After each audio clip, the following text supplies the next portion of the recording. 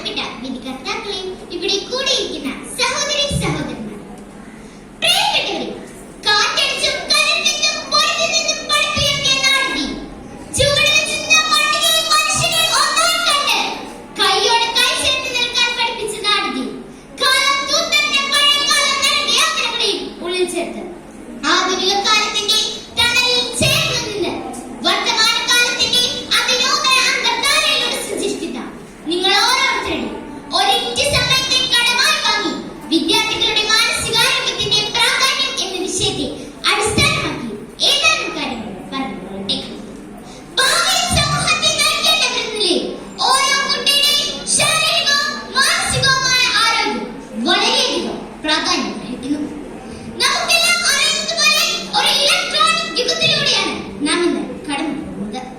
ഓരോ വീടുകളിലും രക്ഷിതാക്കളും കുട്ടികൾ തിരക്കിലാണ്. ഓൺലൈൻ സുഹൃത്തുക്കളും ഓൺലൈൻ ബിസിനസ്സുകളുമായി രക്ഷിതാക്കൾ തിരക്കിലാണ്. ഓൺലൈൻ പഠനവും ഓൺലൈൻ ഗെയിമുകളുമായി കുട്ടികൾ തിരക്കിലാണ്. പലപ്പോഴും സംസാരിക്കാനുള്ള അവസരം പോലും അവർക്കിടയിൽ കുറവാണ്. ഇന്നത്തെ ഈ കാലഘട്ടത്തിൽ നമുക്ക് ഏറ്റവും പേര് പൂർണ്ണ മാനസികാരോഗ്യമുള്ളവർ എന്ന് പറയാനാകും. ഇത് ഒരു ക്ഷണിക ഘട്ടമാണ്.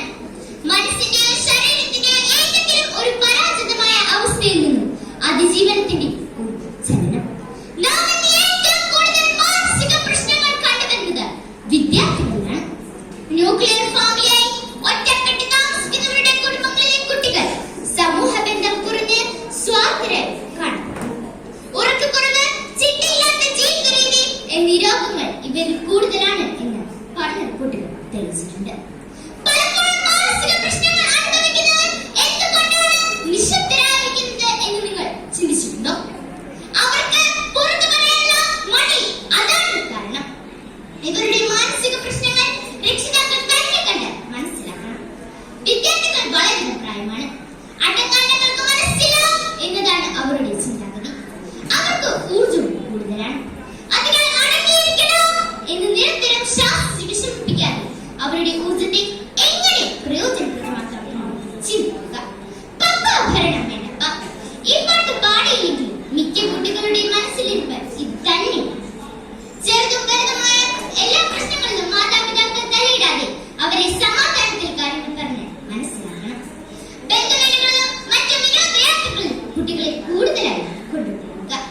രക്ഷിതാക്കൾ തമ്മിലുള്ള പ്രശ്നങ്ങൾ കുട്ടികളിലേക്ക് കൊണ്ടുപോകാതെ നല്ല രീതിയിൽ പരിഹരിച്ച് എങ്ങനെ പരസ്പരം സ്നേഹിച്ചും ബഹുമാനിച്ചും കഴിയാം എന്ന പാഠം കുട്ടികൾക്ക് മുമ്പിലേക്ക് പകർന്നുകൊടുക്കുക.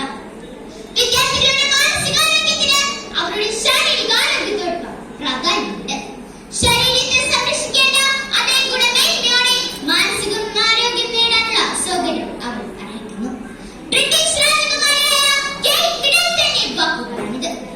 കാടും പുഴയും പൂക്കളും പൂത്തുമ്പികളും ഒക്കെയായി പ്രകൃതിയോട് ഇണങ്ങിച്ചേർന്ന് ആർത്തുല്ലസിച്ച് നടക്കേണ്ട നമ്മുടെ ഗസയിലെ പിഞ്ചോമനുകൾ ഇന്ന് മാനസിക പ്രശ്നത്തിന് അടിമയായിക്കൊണ്ടിരിക്കുന്ന വാർത്ത നമുക്ക് എല്ലാവർക്കും വേദനാജനകമായ